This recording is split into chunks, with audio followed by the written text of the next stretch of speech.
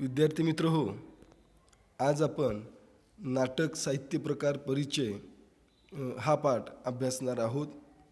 नाटक या साहित्य प्रकाराचा परिचय व्हावा या हेतूने हा अभ्यास आपण करायचा किंवा या माहितीचा अभ्यास करायचा आहे. दृक्साव्य साहित्य प्रकार म्हणून नाटक या साहित्य प्रकाराचं एक वेगळेपण आहे. संगीत नाटक, प्रायोगिक नाटक व व्यावसायिक नाटक या प्रकारचे स्वरूप व वैशिष्ट्ये या भागामध्ये नमूद केलेले आहेत. नाटकाशी संबंधित असणारे घटक व त्यांचे महत्त्व अधोरेखित केले आहे आणि या माहितीतून नाट्यक्षेत्रातील व्यवसायाची नवी क्षितिजे किंवा नवीन व्यावसायिक संधी, नवीन रोजगाराच्या संधी तुम्हाला या पाठातून समजू शकतील व भाषिक अंगाने तुम्ही नाटक या साहित्य प्रकाराचा आस्वाद घेऊ शकाल. नाट्य भिन्न रुचिर्यस्य बहुद्यापिक समाराधनम इति महाकवी कालिदास. महाकवी कालिदासानं म्हटल्याप्रमाणे वरील संस्कृत श्लोकामध्ये किंवा काव्यपंक्तीमध्ये कालिदास म्हणत आहेत की भिन्न भिन्न रुची असणाऱ्या लोकांचं एकाच वेळी समाधान करणारा नाटक हा एक श्रेष्ठ वाङ्मय प्रकार आहे. म्हणजे वेगवेगळी आवड, रुची म्हणजे आवड, वेगळ्या आवडी असणाऱ्या लोकांची एकाच वेळी समाधान करणारा हा एक नाटक एक श्रेष्ठ वाङ्मय प्रकार आहे. ललित साहित्याच्या प्रकारामध्ये नाटक लोकप्रिय साहित्य प्रकार आहे. फार पूर्वीपासून आपल्याकडं नाटकाची लोकप्रियता असलेली आपल्याला दिसून येते. आपण जे ऐकलं पाहिलं ते दुसऱ्याला सांगावं ही माणसाची सहज प्रवृत्ती आहे आणि त्यातूनच मग प्रत्येक व्यक्तीला स्वतःला आलेला अनुभव, दुःख, आनंद हे सगळे इतरांना सांगावं असं वाटतं आणि त्यातून साहित्याची निर्मिती होते. की लोकांना सहज वाटतं आपल्याला की आपण जे पाहिलं ते इतरांना सांगावं. प्रत्येक व्यक्तीला आलेला चांगला वाईट अनुभव, आनंद दुःखाची भावना इतरांना सांगावीशी वाटते. यातून साहित्य निर्माण होतं. आपणसुद्धा अगदी एखादा सिनेमा पाहून आलो तरी आपल्याला त्याची कहाणी किंवा ती गोष्ट इतरांना सांगावीशी वाटते. कसा सिनेमा घडत जातो हे आपण आपल्या मित्रमैत्रिणींना सांगत असतो. किंवा एखाद्या प्रेक्षणीय स्थळाला भेट देऊन आलो तरी आपण त्याच्याविषयी माहिती आपल्या मित्रमैत्रिणींना सांगत असतो. हे एक साहित्य निर्मिती त्यातूनच होत असते. म्हणजे आपल्याला आलेले अनुभव, आपल्याला झालेले आनंद, दुःख या भावना इतरांना सांगण्याच्या भावनेतून साहित्याची निर्मिती होते. नाटक या साहित्य प्रकाराच्या माध्यमातून प्रेक्षकांशी जिवंत संवाद घडत असतो. लोकसंवाद आणि लोकरंजन या नाटकाच्या महत्त्वाच्या बाजू असतात. तथापि लेखकाचा प्रतिपाद्य विषय लोकांपर्यंत पोहोचवणं हा त्यातील महत्त्वाचा भाग असतो. नाटक हा जिवंत साहित्य प्रकार आहे किंवा जिवंत संवाद घडवणारा साहित्य प्रकार आहे. कारण प्रेक्षक समोर बसलेले असतात आणि त्यांच्या समोर त्या मंचावरती, रंगमंचावरती तो प्रयोग सादर होत असतो. प्रत्येक प्रयोग नवीन असतो. प्रत्येक वेळी नव्यानं तो कार्यक्रम सादर करावा लागतो आणि त्यातून लोकसंवाद आणि लोकरंजन या दोन्ही बाजू त्या ठिकाणी घडत असतात. आणि त्याचबरोबर लेखकाला जो काही विषय मांडायचा आहे, लोकांपर्यंत न्यायचा आहे ते पोचवणं हा सुद्धा एक महत्त्वाचा भाग त्याच्यामध्ये असतो. मराठी साहित्यातील नाटक या साहित्य प्रकाराचा विचार केला तर त्यातून बदलत गेलेल्या समाजाचं चित्रण झालेलं दिसतं. कोणत्याही समाजातील चालीरीती कालपरत्वे बदलल्या असल्या तरी माणसाचा स्वभाव, मानवी भावभावना या गेल्या अनेक वर्षे कायम राहिलेल्या आहेत. म्हणजे मराठी साहित्य प्रकारामधला जो नाटक हा भाग आहे त्याचा जर केवळ विचार केला तर आमचा मराठी समाज कसा बदलत गेला याचं चित्रण आम्हाला नाटक या साहित्य प्रकाराचा अभ्यास करत गेलं तर काळानुसार कसा समाज बदलला तसं नाटकही बदलत गेलेलं बघायला मिळतं. आणि कोणत्याही समाजातील ज्या चालीरीती, रूढी असतात त्या काळानुसार बदलत असतात. काळाच्या ओघात त्या रूढीमध्ये, परंपरांमध्ये बदल होत असतो. आपणही पाहतोय आहार, पेहराव सगळंच बदलत जातं प्रत्येक पिढीनुसार, काळानुसार. आणि मग या जरी गोष्टी बदलत असल्या तरी मानवी स्वभाव, मानवी भावभावना पिढ्यानपिढ्या वर्षानुवर्षे कायम राहिलेत. आणि या मानवी भावभावना, स्वभाव यातील विविध छटांचं दर्शन या नाटकांमधून घडतं आपल्याला. त्याचबरोबर समाजाचं वास्तवचित्र नाटकातून होत असतं. समाजातील बदल नाटकाच्या माध्यमातून मांडण्याची परंपरा फार प्राचीन आहे. समाजाने नवं वळण घेतलं, नवीन काहीतरी बदल स्वीकारला की तो बदल आपोआप नाटकांमधून लोकांसमोर येतो. नाटक हा समाजाचं यथायोग्य दर्शन घडवणारा एक प्रयोगक्षम साहित्य प्रकार आहे. म्हणून आपण नाटक या साहित्य प्रकाराचा परिचय करून घेणार आहोत.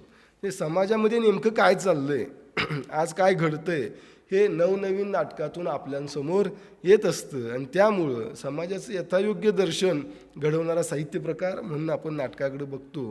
आणि त्या दृष्टिकोनातूनच आपण नाटक या साहित्य प्रकाराचा परिचय घेणार आहोत. मग आता नाट्य म्हणजे काय? तर नाट्य हा नाटकाचा प्राण आहे. त्याच्याशिवाय नाटक घडूच शकत नाही. एखाद्या प्रसंगामध्ये जेव्हा कल्पनेपलीकडले बदल आकस्मिकरित्या घडतो तेव्हा त्या ठिकाणी नाट्य निर्माण होतं. असा एखादा प्रसंग घडतो की त्याच्यामध्ये आपण विचारही केलेला नसतो, कल्पनाही केलेली नसतं, असा अचानक आकस्मिक बदल होतो. आणि ज्यावेळी असे आकस्मिक बदल होतात त्या प्रसंगामध्ये नाट्य निर्माण होतं. हा बदल आश्चर्यकारक असतो, खळबळजनक असतो आणि त्यामुळं वाचकाला किंवा प्रेक्षकाला अनपेक्षित धक्का बसतो. त्याला अपेक्षितच नसतं असं काही घडतं. कधीकधी तो धक्का सुखद असतो, कधी दुःखद असतो. निसर्गात आणि मानवी जीवनात असं नाट्य पाहायला मिळतं. तेच नाटकामध्ये प्रतिबिंबित झालेलं दिसतं किंवा त्याचं प्रतिबिंब आपल्या नाटकामध्ये पाहायला मिळतं. म्हणजे मानवी जीवनामध्ये, निसर्गामध्ये असे अनेक धक्के आपल्याला चांगले वाईट नेहमीच बसत असतात. तसंच नाटकामध्ये सुद्धा अचानक आकस्मिक काही प्रसंग घडतात आणि वाचकाला किंवा प्रेक्षकाला थोडंसं आश्चर्यामध्ये टाकतात किंवा एक खळबळ माजवून देतात प्रेक्षकांमध्ये. म्हणजेच त्याला आपण नाट्य असं संबोधणार आहोत. मग नाटक म्हणजे काय? आता नाट्य म्हणजे काय आपण चर्चा केली. आता नाटक म्हणजे काय? तर लेखकानं लिहिलेलं नाटक हे कलाकारांनी सादर करायचं असतं. लेखक लिहून जातात आणि कलाकार ते रंगमंचावरती प्रेक्षकांसमोर सादर करत असतात. चित्र किंवा शिल्प हे घडताच दिसू लागतं, पण नाटक हे प्रत्येक वेळी करून दाखवावं लागतं. नाटक हे दृक्साव्य असल्यामुळं ते लिहिणारे, त्याचा प्रयोग करणारे, प्रत्यक्ष अभिनय करणारे, तंत्रज्ञ आणि तो प्रयोग पाहणारे अशा सगळ्यांच्या समन्वयावर आणि सहकार्यावर नाटकाच्या प्रयोगाची सफलता अवलंबून असते. म्हणजे एखादं चित्र, एखादं शिल्प ते तयार झालं की दिसायला लागतं, आपल्याला घडताच दिसू लागतं, पण नाटक हे प्रत्येक वेळी नव्यानं सादर करावं लागतं. प्रत्येक वेळी नव्यानं करून दाखवावं लागतं. आणि ते मग दृक्साव्य माध्यम आहे आणि ते रंगमंचावर येण्यासाठी त्यामध्ये काम करणारे, प्रत्यक्ष अभिनय करणारे, प्रयोग करणारे कलाकार, तंत्रज्ञ, ते पाहणारी लोक, प्रेक्षक या सगळ्यांच्या समन्वयावर, सहकार्यावर नाटकाची यशस्वीता किंवा सफलता अवलंबून असते. नाटक हा कथा, कादंबरी, कविता याप्रमाणे एक साहित्य प्रकार आहे. यामध्ये अभिनेता किंवा अभिनेत्री अभिनय करत असतात. लेखकाने लिहिलेले संवाद अभिनेत्यांमार्फत प्रेक्षकांपर्यंत पोहोचवले जातात. मुळात नाटक हा एक दृक्साव्य साहित्य प्रकार आहे. ते ऐकता, पाहता व वाचता येतं आणि नाट्य वाचनातून अन्य साहित्य प्रकाराप्रमाणेच आपल्याला नाटकाचा आनंद घेता येतो. नाटक हे रंगमंचावर सादर करता येतं. म्हणजे हा एक कथा कादंबरीप्रमाणेच साहित्य प्रकार आहे, जो आपल्याला, आपण जसं कथा कादंबरी वाचतो तसं नाटकसुद्धा एक साहित्य प्रकार आहे. आणि याच्यामध्ये फक्त एक काय आहे, हा नाटक जसं आपण वाचतो तसं कलाकार ते रंगमंचावर सादरसुद्धा करत असतात. त्याचे व्यावसायिक प्रयोग होतात. लेखकाने लिहिलेले संवाद अभिनेत्यांच्या अभिनयातून लोकांपर्यंत, प्रेक्षकांपर्यंत जातात. दृक्साव्य प्रकार आहे तो, त्यामुळे तो ऐकता येतो, वाचता येतो, पाहता येतो. प्रेक्षक किंवा वाचक त्याचा आनंद घेतात इतर साहित्य प्रकाराप्रमाणे. त्याचबरोबर रंगमंचावर पाहूनसुद्धा आपल्याला त्या नाटकाचा आस्वाद घेता येतो. भारतात प्राचीन काळापासून नाट्यकला अस्तित्वात होती. भरत मुनी यांनी भारतीय कलेचे जनक असं त्यांना म्हटलं जातं. म्हणजे भरत मुनींनी नाट्यकलेविषयी बरेच काही लिहून ठेवलेलं आहे आणि त्यांना त्यामुळे नाट्यकलेचे जनक म्हणतात. नाटकांविषयी सखोल माहिती करून देणारा नाट्यशास्त्र हा त्यांनी लिहिलेला ग्रंथ प्रसिद्ध आहे. तो आजही सर्वांना मार्गदर्शक आहे. त्यांच्या मते नाटक हे मानवी जीवनातील निरनिराळ्या अवस्थांचे, घटनांचे, प्रसंगांचे आणि त्यातील वेगवेगळ्या भावभावनांचे, वृत्तीप्रवृत्तींचे व लोकव्यवहारांचे अनुकरण करणारे चित्रण आहे. म्हणजे यातून या भरतमुनींच्या म्हणण्यानुसार नाटक हे मानवी जीवनातील ज्या वेगवेगळ्या अवस्था आहेत, घटना आहेत, प्रसंग आहेत, भावभावना आहेत, वृत्तीप्रवृत्ती आहेत, लोकव्यवहार आहेत, त्याचं असं म्हणजे अगदी हुबेहूब वर्णन किंवा चित्रण नाटकामध्ये केलं जातं. नाटक काही वेगळं नाही आहे, जे जीवनात घडतं, मानवाच्या जीवनात जे घडतं, ज्या मानवी भावनाच्या भावभावना आहेत त्याच नाटकातील पात्रांच्या असतात, तेच नाटकातील पात्र रंगवत असतात, दाखवत असतात. म्हणजे मानवी जीवनापेक्षा नाटक काही फारसं वेगळं नाही, हेच भरतमुनींना सांगायचं आहे.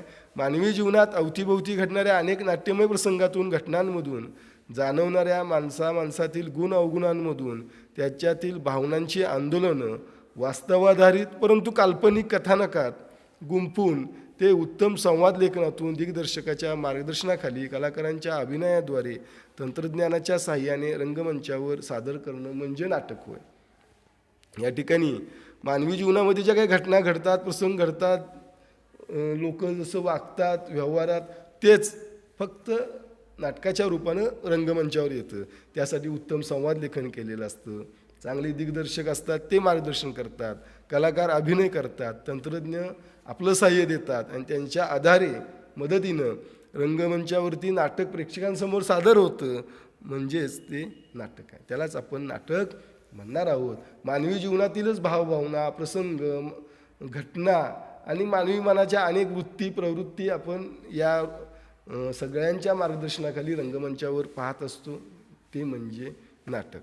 नाटक म्हणजे फक्त औटघटकीची करमणूक नाही, कधी हसवणारा, कधी सुखावणारा, कधी रडवणारा, कधी दुखावणारा, कधी अंगावर धावणारा, कधी सारं मन सोलवणारा, कधी बेभान करणारा, कधी आपल्याच मनाचा तळ धुंडाळणारा, असा हा नाटकाचा खेळ असतो. प्रत्येक वेळी नव्यानं खेळावा लागतो, नव्यानं सादर करावा लागतो. हे याचं वैशिष्ट्य आहे. सिनेमाचं वेगळं असतं, मालिकेचं वेगळं असतं. एकदा शूटिंग केलं, एकदा तो त्याचं कॅमेराबद्ध केला, चित्रबद्ध झाला तो प्रसंग, तर तो पुन्हा पुन्हा दाखवता येतो. नाटकाचं तसं नाही. प्रत्येक खेळ नव्यानं प्रेक्षकांसमोर होत असतो आणि तो खेळ तितक्याच ताकदीनं, चांगल्या पद्धतीनं रंगवावा लागतो किंवा रंगावा लागतो. नाटक हा लेखक, दिग्दर्शक, कलाकार, तंत्रज्ञ यांच्या साहाय्याने रंगभूमीवर सादर होणारा आणि त्याचप्रमाणे नाट्यगृहात समूहाने एकत्रितरित्या आस्वाद घेता येईल असा कलाप्रकार आहे.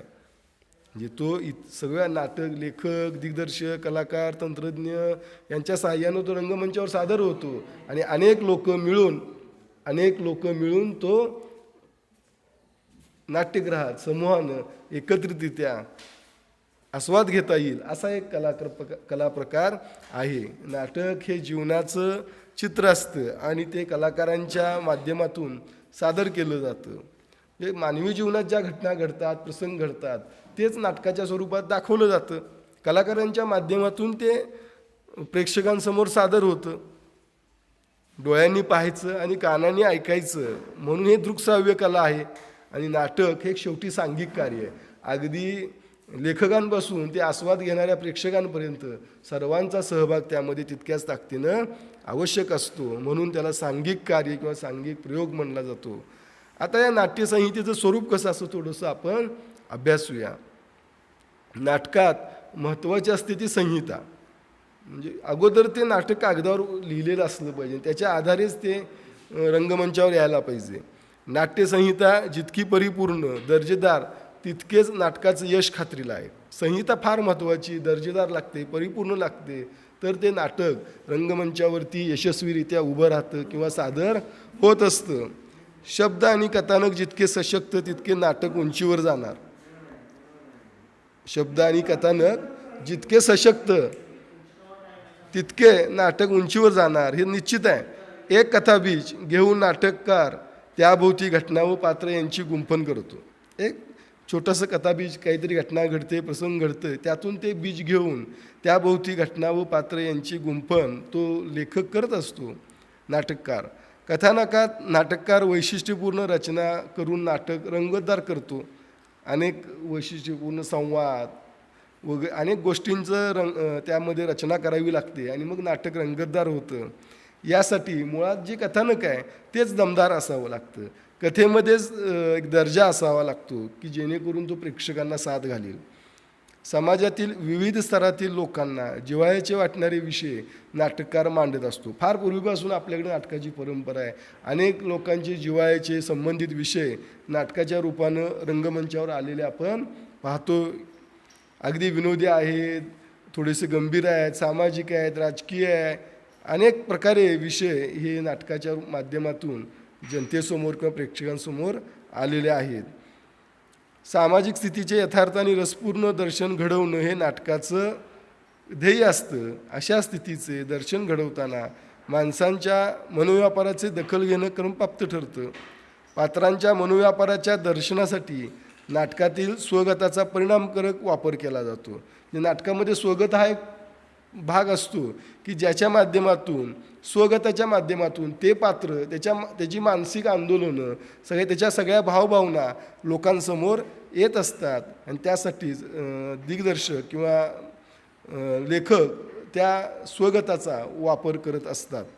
त्यामुळं नाटकातील कथानकाला साजेशी पात्ररचना नाटककाराला करावी लागते. त्या नाटकाला जे काही कथानक आहे त्याला शोभेल साजेल असं पात्र असावं लागतं, वातावरण असावं लागतं. तशी रचना नाटककार करत असतात. नाटकातील पात्रांचे असे शाब्दिक चित्रण करणं की ज्यामुळे नाटकाचा तोल सांभाळला जाईल ही जबाबदारी ही नाटककारालाच पार पाडावी लागते. म्हणजे त्याच्या लेखणीवर ते नाटक उभा राहत असतं. त्याला हा सगळा तोल सांभाळून जो काय वरचा डोलार आहे तो सांभाळावा लागतो. कथानकातील आशयात संघर्षाशिवाय रंगत येत नाही. कुठलंही नाटक असो, कथानक असो, अगदी ते मग मालिकेचं असो, सिनेमाचं असो, कादंबरीचं असो, कथेचं असो किंवा नाटकाचं असो, त्याच्यामध्ये एक संघर्ष असावा लागतो. त्याशिवाय ते रंगत नाही. परस्पर विरोधी स्वभावातून, कृतीतून, भावभावनांच्या तणावातून असे संघर्ष निर्माण होऊ शकतो आणि भूमिकांच्या परस्पर नात्यातील संघर्ष, भूमिका व परिस्थिती यातील संघर्ष यामुळं नाटक अतिशय परिणामकारक होऊन जातं. त्यासाठी परस्पर विरोधी स्वभाव, परस्पर विरोधी घटना, परस्पर विरोधी कृती, त्यातून निर्माण होणारे ताणतणाव असा संघर्ष नाटककाराला आपल्या नाटकातून उभा करणं आवश्यक असतं. नाटकातील सर्वात महत्त्वाचा घटक म्हणजे संवाद. खटकेबाज, चुरचुरीत, नर्मविरोधी संवाद नाटकाची रंगत वाढवतात. म्हणजे काय नाटकं तर संवादाच्या माध्यमातून लोकप्रिय झालेली आपण आजही पाहतोय. नाटकात नटसम्राटसारखं नाटक आहे जे अगदी खूप दर्जेदार संवादामुळं आज पिढ्यानपिढ्या मराठी जनमानसावर एक गारूड घालून आहे. कितीतरी छान संवाद आहेत की ते आप्पासाहेब बेलवलकरांचा एक संवाद आहे बघा की समोरचं ताट द्यावं पण बसायचा पाठ देऊ नये. म्हणजे अनुभवानं आलेलं ते त्यांना शहाणपण आहे. आणि अशा अनेक संवाद आजही लोकांच्या अगदी तोंडावरती रेंगाळताना आपल्याला पाहायला मिळतात. त्यामुळं नाटकातील सर्वात महत्त्वाचा घटक कुठला असेल तर त्या नाटकातील संवाद. ते खटकेबाज असावेत, चुरचुरीत असावेत, नर्मविनोदी संवाद अशा नाटकाची रंगत वाढवतात. नाट्य विषयाला साजेसं संवाद नाट्यकृतीतील आशय योग्य पद्धतीनं प्रेक्षकांपर्यंत पोचवतात आणि संवाद फेकीमुळं नाटकाचा बाज प्रेक्षकांना कळतो. म्हणजे ते आप्पासाहेब बेलवलकर आपल्या पत्नी कावेरीला संवाद साधताना त्यांच्या तोंडी एक संवाद आहे की बायको हे एक बंदर असतं नवरा नावाच्या जहाजासाठी. असा तो खूप रंगत जाणारा संवाद आहे की तो आजही लोकांना आवडतो. त्या नटसम्राट नाटकाची उंची वाढवून जातो. संवाद, रंगसूचना व स्वगत या त्रयींनी नाट्यसंहिता तयार होते. कथानकातील प्रसंग बदल, दृश्य बदल, बदललेला काळ इत्यादी संबंधीची सूचना नाटककार कंसातील रंगसूचनांमधून देतो आणि त्यामुळं कथानकाचे अस्पष्ट दुवे जोडले जातात, संदर्भ स्पष्ट होतात आणि कथानकाचा प्रवाह सहजतेने पुढे जात राहतो. जे दिलेल्या सूचना ज्याला आपण रंगसूचना म्हणतो किंवा रंगमंच सूचना म्हणतो, त्यातून काळ बदलला, प्रसंग बदलला, दृश्य बदलला, तो सर्व प्रसंग किंवा तो एक नाटकामधला दुवा जोडणारा भाग बनतो. त्यालाच आपण रंगसूचना किंवा रंगमंच सूचना म्हणणार आहोत. आशयाला साजेशी भाषाशैली संपूर्ण नाट्यकृतीला उठाव देते. त्यातील भाषिक सौंदर्य नाटकाला एक उंची देते. म्हणजे आशयाला योग्य अशी भाषाशैली नाटककार उपयोगात आणत असतात जेणेकरून ती नाट्यकृती लोकप्रिय होईल किंवा लोकांना साजेशी वाटेल आणि त्याचं भाषिक सौंदर्य एकूणच नाटकाला सुद्धा एक दर्जा किंवा दर्जेदारपणा देऊन जातं. आता नाटक या साहित्य प्रकाराचं वेगळेपण काय आहे ते थोडंसं आपण अभ्यासूया. मानवानं मनोरंजनासाठी, आत्मिक समाधानासाठी अशा अनेक ललित कलांचं विश्व निर्माण केलं. अगदी प्राचीन काळापासून लोककलाकार आपण अगदी बहिरूपी यायचे, माकडवाली यायचे, गारुडी यायचे, डोंबारी यायचे, अगदी कोकणामध्ये दशावतारी नाटकं होतात. अशा अनेक प्रकार स्वतःच्या समाधानासाठी, मनोरंजनासाठी मानवानं पूर्वीपासून तयार केलेलं आपल्याला पाहायला मिळतं. ज्या समाजात नाटक हा साहित्य प्रकार उदयास आला, त्या समाजात राहणाऱ्या लोकांच्या भावभावना नाटकातून प्रकट झाल्या. त्यामुळं नाटक हा साहित्य प्रकार विषयांच्या दृष्टीनं समृद्ध होत गेला. कारण समाजामध्ये अनेक प्रकारचे विषय आहेत. प्रत्येक माणूस एक विषय होऊ शकतो नाटकाचा. प्रत्येकाचं जीवन हे नाटकाचा विषय होऊ शकतं. अनेक संघर्ष आहेत समाजात. कौटुंबिक संघर्ष आहेत, जातीय संघर्ष आहेत, भाषिक संघर्ष आहेत, सामाजिक संघर्ष आहेत, राजकीय संघर्ष आहेत. ते प्रत्येक विषय हा नाटकाचा होऊ शकतोय. त्यामुळं नाटक हा साहित्य प्रकार विषयांच्या दृष्टीनं समृद्ध झालेला आपल्याला पाहायला मिळतो. ज्ञान आणि मनोरंजन याबरोबरच प्रेक्षक स्वतःच्या अनुभवांचं नाटकात घडणाऱ्या प्रसंगाशी नातं जोडत असतो आणि त्यामुळे प्रत्येकाला आपल्याला ते नाटक आपलं वाटतं. त्यात घडणारे प्रसंग, पात्र, संवाद कुठेतरी प्रेक्षकाला स्वतःच्या जीवनात दिसून येतात, आढळून येतात आणि त्यामुळंच ते नाटक प्रेक्षकांना सुद्धा आपलं वाटतं. कथा, कादंबरी, नाटक या सर्व साहित्य प्रकारात समाजाची समकालीन चित्र रेखाटण्याचं सामर्थ्य असतं. परंतु कथा, कादंबरी, कविता यापेक्षा नाटक हा साहित्य प्रकार खूप वेगळा आहे, निराळा आहे. बाकीचे साहित्य प्रकार एक वाचकनिष्ठ आहेत. नाटक हा समूहाचा आविष्कार असतो. कथा, कादंबरी, कविता हा एकटा वाचक वाचत असतो आणि त्याचा आनंद घेत असतो. नाटक मात्र लोक समूहानं नाट्यगृहामध्ये बसून एकत्रित्या तो पाहत असतात. हे वेगळेपण आहे नाटकाचं. नाटकामध्ये संगीत, नृत्य, वक्तृत्व, अभिनय, नेपथ्य, काव्य, चित्रकला अशा बहुतेक सर्व कलांचा समावेश होतो. कथा आणि कादंबऱ्यामध्ये फक्त लेखक आणि वाचक हे दोनच घटक त्याचा आनंद आस्वाद घेत असतात. पण नाटकामध्ये लेखकाचे शब्द कलाकाराच्या किंवा नटाच्या माध्यमातून, त्या अभिनेत्याच्या माध्यमातून प्रेक्षकांपर्यंत पोचत असतात. विष्णुदास भावे यांनी लिहिलेले सीता स्वयंवर हे आधुनिक मराठी नाटकातील कालमानदृष्ट्या पहिलं नाटक आहे. सीता स्वयंवर हा नाटकाचा पहिला प्रयोग विद्यार्थी मित्र सांगलीत झाला. विष्णुदास भावे यांनी सांगलीत तो प्रयोग सादर केला. त्यामुळं विद्यार्थी मित्र सांगलीला नाट्य पंढरी असं म्हटलं जातं. खरं तर आपल्या दृष्टीनं ती अभिमानाचीच गोष्ट आहे. एक सरळ पौराणिक गोष्ट सांगणारे हे नाटक 1843 साली, त्याचप्रमाणे 1855 साली महात्मा फुले यांनी लिहिलेला तृतीय रत्न ही लिखित स्वरूपातील पहिली नाट्यसंहिता आहे. पहिलं नाटक सांगलीमध्येच सादर झालेलं आपल्याला पाहायला मिळतं विष्णुदास भावे यांनी. आणि त्यामुळं त्यांच्या नावानं सांगलीत आजही नाट्यगृह उभा आहे. तुम्ही ज्याला भावे नाट्य मंदिर म्हणून ओळखता ते विष्णुदास भावे यांच्या स्मरणार्थच उभा केलेलं आहे. सांगली ही नाट्यपंढरी आहे. तर ही लिखित स्वरूपातील तृतीय रत्न सीता स्वयंवर ही लिखित स्वरूपातील पहिली नाट्यसंहिता म्हणू शकतोय.